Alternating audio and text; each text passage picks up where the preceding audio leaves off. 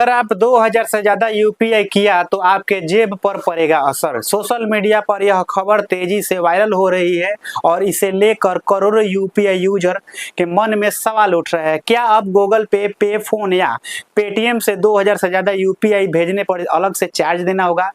नमस्कार, मेरा नाम आशुतोष कुमार है और आप जगता बिहार देख रहे हैं। बने रहिए हम खबरों के साथ। लेकिन इस खबर की असली सच्चाई क्या है? क्या सरकार सीधे आपके खाते से पैसा काटेगी या फिर पूरा मामला कुछ और है? आज की इस वीडियो में आपको बताएंगे कि 2000 वाली पूरी कहानी बिल्कुल आसान भाषा में। आज भारत में शायद ही कोई ऐसा व्यक्ति होगा कि यूपीआई का इस्तेमाल नहीं करता होगा।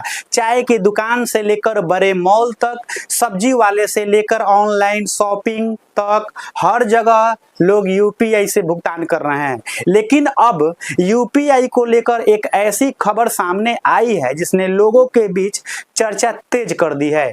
खबरों में 2000 से ऊपर के यूपीआई मर्चेंट पेमेंट पर शुल्क यानी एमडीआर लगाए जाने की संभावना हो रही है। अब यहाँ सबसे जरूरी बात समझिए, इसका मतलब यह नहीं है कि आप किसी दोस्त या रिश्तेदार को 5000 भेजेंगे और इसका चार्ज जो है सरकार आपके खाता से काट लेगी। मामला मुख्य रूप से व्यापारियों को किए जाने वाले बड़े डिजिटल भुगतान के बारे में है। अगर आप किसी दुकान पर 5000 से ज्यादा का सामान खरीदते हैं और यूपीआई से भुगतान करते हैं तो भविष्य में उस मर्चेंट ट्रांजैक्शन पर शुल्क लगाने की व्यवस्था हो सकती है। लेकिन इसकी पूरी व्यवस्था और अंतिम नियम क्या होंगे यह संभावित निर्णयों पर निर्भर करेगा। आखिर एमडीआर क्या होता है? एमडीआर यानी मर्चेंट डिस्काउंट रेट एक तरह का शुल्क है जो डिजिटल पेमेंट की प्रक्रिया से जुड़े सिस्टम में मर्चेंट ट्रांजैक्शन पर लगाया जा सकता है। इसका मतलब यह जीएसटी या आम आदमी पर लगाया जाने वाला कोई नया टैक्स नहीं है।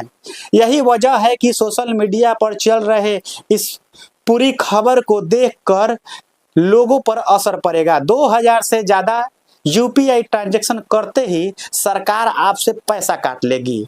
यह सही तस्वीर नहीं है, लेकिन असली सवाल यही है कि अगर बड़े मर्चेंट पेमेंट पर शुल्क आता है तो क्या इसका असर आखिरकार ग्राहकों की जेब पर पड़ेगा? यह सबसे बड़ा सवाल है, क्योंकि यह व्यापारी के लिए डिजिटल पेमेंट पर कोई अतिरिक्त लागत आती है तो वह भविष्य में अपनी कीमतों या भुगतान व्यवस्था में उसका असर डाल सकता है।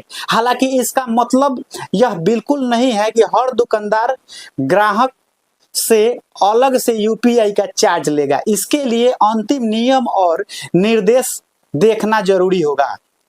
आम आदमी को क्या समझना चाहिए? अगर आप अपने भाई, दोस्त या माता पिता या किसी रिश्तेदार के खाते में 5000 या 10,000 यूपीआई से भेजते हैं तो सिर्फ 2000 की सीमा देकर यह मत समझ लीजिएगा कि उस पर सरकार आपसे अलग का चार्ज लेगी। चर्चा मर्चेंट पेमेंट को लेकर के है, इसलिए सोशल मीडिया पर आधी अधूरी जानकारी लेकर के घबराए नहीं।